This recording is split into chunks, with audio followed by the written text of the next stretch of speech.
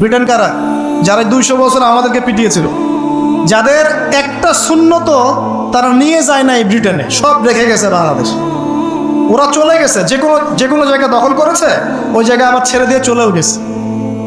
ঠিক আছে, কলোনাইজড করতো সারা ওয়ার্ল্ডকে, ওই জায়গায় ছেড়ে দিয়ে চলেও যেত। বাংলাদেশ ছেড়ে চলে গেছে, ভারত ছেড়ে চলে গেছে, সিন্ধু পাকিস্তান সব ছেড়ে চলে গেছে, কিন্তু ওদের কোনো সুন্নত নিয়ে যায় না, সব রেখে গেছে। এমনকি বাথরুমের কমোডের সুন্নত পর্যন্ত দিয়ে গেছে। সব বসে বসে এখন হাই কমোডে পায়খানা করো, সবাই টাই পরো, শার্ট পরো, প্যান্ট পরো, মেসওয়াক ছাড়ো, পেস্ট ইউজ করো, কোটটাই পরো।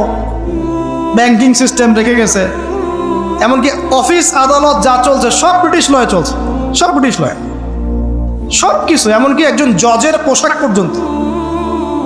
ওখানে গিয়ে বলে ইওর অনার, মাই ম্যাজিস্ট্রেট, সব কিছু ওদের।